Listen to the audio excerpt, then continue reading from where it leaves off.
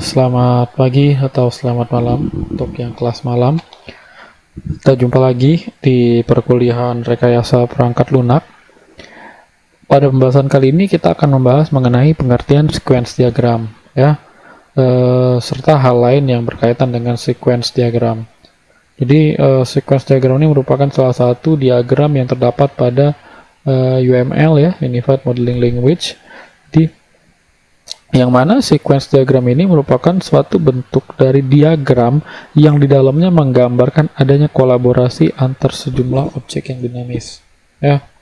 Jadi itu pengertian sequence diagram. Jadi sequence diagram ini digunakan juga untuk menggambarkan perilaku pada sebuah skenario. Kemudian diagram ini menunjukkan sejumlah contoh objek dan message yang diletakkan antara objek di dalam sebuah use case. Lagi-lagi use case. Nah, use case itu intinya gitu ya. Nah, suatu bentuk diagram yang di dalamnya menggambarkan kolaborasi antar sejumlah objek yang dinamis, ya, disebut dengan sequence diagram. Nah, jadi diagram ini berasosiasi dengan use case diagram, ya, gitu. Nanti akan memperlihatkan tahap demi tahap apa yang harusnya terjadi untuk menghasilkan sesuatu di dalam use case. Jadi misal use case memesan kamar. Nah, untuk mencapai sampai selesainya memesan kamar itu ada objek apa aja, ya? Yaitu objek yang terdapat di kelas diagram. Itu ya. Jadi use case diagram, kelas diagram, sequence diagram itu berkaitan gitu, ya. Jadi nggak bisa lompat-lompat mengerjakannya gitu. Jadi sequence diagram seringkali dimanfaatkan untuk menunjukkan suatu rangkaian pesan antar objek maupun interaksi dari berbagai objek, ya. Sebuah interaction diagram yang dimanfaatkan untuk bisa menjelaskan suatu skenario semantik juga dapat disebut dengan sequence diagram, ya. Apa saja sih yang terdapat di sequence diagram itu, ya? Yang pertama itu objek, ya, objek atau partisipan. Jadi objek itu berarti bahwa sebuah komponen, ya, dengan bentuk kotak, bentuk kotak yang mana dapat mewakili suatu objek ataupun kelas. Bisa objek ataupun kelas gitu, ya. Yang mana objek ini bisa mendemonstrasikan suatu objek dapat berperilaku dalam sebuah sistem. Gitu. Kalau di UML versi 1 nyebutnya objek, kalau di UML versi 2 nyebutnya partisipan. Bebas. Ya. Kemudian message. Nah, kalau message itu adalah pesan yang bergerak dari suatu partisipan ke partisipan lainnya maupun ke dirinya sendiri. Nah, ini message-nya create, get total itu, ya. Itu. Message itu ada asynchronous message, jadi digunakan ketika pengirim menunggu, menerima, memproses pesan yang dikirimkan. Hampir semua metode di IOP sifatnya sinkronus, ya, dilambarkan dengan anak panah tertutup. Panahnya tertutup, ya. Panahnya tertutup. Jadi beda panah tertutup, panah terbuka, seperti itu. Kalau asinkronus, ya, pesan bertipe ini dikirimkan, maka jawaban message tersebut tidak perlu ditunggu. Ya, pengirim dapat mengerjakan hal yang lainnya, dilambangkan dengan panahnya terbuka. Kemudian ada lagi return message, jadi dia nilainya balik lagi gitu. Ya, panahnya putus. Jadi misalnya di sini ada input data ini, input data ini, input data ini, di sini message-nya. Nanti baliknya adalah tampil biodata mahasiswa, nah gitu ya return message-nya. Self message, self message ini dia beri pesannya sendiri, dia simbolnya kayak gini panahnya gitu, ya. Ada lagi recursive message, jadi kadang-kadang objek punya operasi kepada dirinya sendiri yang dapat berulang-ulang, ya, looping lah gitu, ya. Looping for kayak gitu-gitu. Nah, pakai ini kalau for. Oke, kemudian activation box. Jadi activation box itu merupakan bentuk dari komponen dia persegi panjang. Nah, ya persegi panjang yang dapat menggambarkan waktu di dalamnya serta dibutuhkan oleh objek lain dalam menyelesaikan tugas, ya.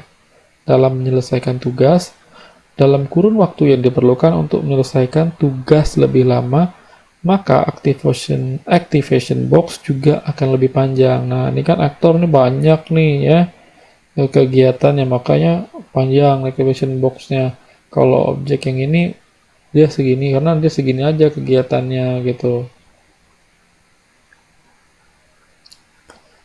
Nah, kemudian lifeline. Nah, lifeline itu yang putus-putus ini nih lifeline-nya. Nih yang putus-putus ini lifeline. Nih. Jadi lifeline itu komponen dengan bentuk garis putus-putus. Jadi biasanya bentuk lifeline ini di dalam terdapat sebuah kotak yang isinya beberapa nama dari beberapa objek yang fungsinya menggambarkan aktivitas objek. Jadi lifeline ini mengindikasikan kehadiran objeknya. Ini kehadiran objek ini. Nah itu lifeline. Satu lagi aktor. Nah, ini ada aktor kan. Jangan lupa aktor. Aktor merupakan suatu bentuk ya atau figur. Jadi aktor ini yang mewakili pengguna yang akan berinteraksi dengan sistem yang akan berjalan. Itulah aktor ya. Ya sama seperti use case ya. Sequence diagram bisa digunakan untuk membuat dan menghapus objek atau partisipan. Ya, jika membuat menggunakan pesan new, kalau menghapus gunakan tanda X di bawah lifeline nih ya, kalau hapus jadi parent, jadi ada menghasilkan baru new ya, atau misalnya delete, kalau delete di bawahnya dikasih silang seperti itu. Loop perulangan ya. Sequence diagram pada dasarnya dibuat visualisasi bagaimana objek berinteraksi daripada sebagai cara pemodelan logika ya.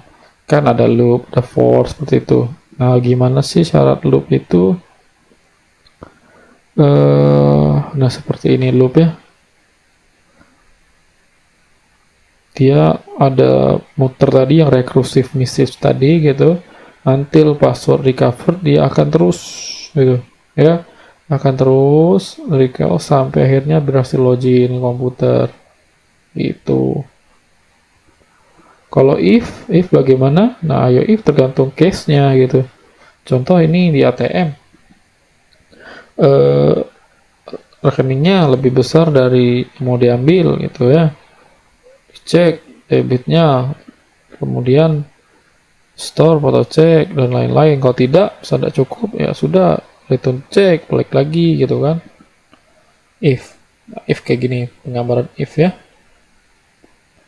Nah ini ada beberapa sampel ya, sampelnya sequence diagram seperti ini. Dalam contoh ini itu ada jadi administrator yang menjadi aktornya. Jadi si administrator ini dia menjalankan peran sebagai activation box, tentu mempunyai suatu garis yang dapat memberitahukan aktivitas yang mungkin terjadi saat aktor maupun objek saling berinteraksi. Jadi contoh administratornya ini pertama dia mengakses layar login, dia yang masuk pertama adalah memasukkan user ID dan password, kemudian habis itu dicek usernya kan, user ID dan passwordnya dicek di data user ya. Kemudian ini ada validasinya tentu di data user. Kemudian kalau misalnya valid, dibuka di menu utama gitu. Ini paling sederhana ya. Kemudian sampel lagi ini di reservation di hotel ya, pemesanan biasa kamar ya, pesan kamar gitu. Yap, ini ada ini lifeline-nya, ini message-nya, ini activation box-nya, ini stop dan seterusnya, bisa dibaca, bisa dilihat di gambar penjelasan masing-masing. Jadi di reservation window ini reservation window ya, mengirim sebuah pesan kepada nih make reservation ya. Ini halaman utama, dia pengen klik buat reservasi. Nah, kemudian itu dicek apakah ada kamar kosong gitu kan. Di hotelnya make reservation, dicek. Nah, di each day, hari yang tersedia itu, ya, dicek apakah ada kamar kosong gitu. Ya, kamar kosong di situ. Apabila punya kamar kosong, maka akan segera dibuat confirmation ya, confirmation. Kalau misalnya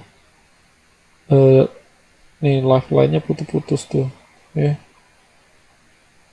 SD alternatifnya kalau tidak ada di sini ya, ini alternatif. Ini loop nyari hari-harinya gitu. Ya, sampai ketemu. Oh, akhirnya dapet.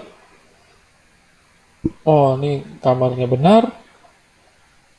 Direservasi, dibuatlah confirmation ya. Nah, dalam hal ini lifeline yang memiliki peran sebagai garis putus-putus terlibat sebagai garis dot vertikal pada sebuah gambar untuk menerangkan kapan waktu terjadinya objek. Terjadinya kan setelah dibuat reservasi, baru confirmation ya, dimana status kamarnya udah true, udah benar sesuai dengan apa yang dipesan.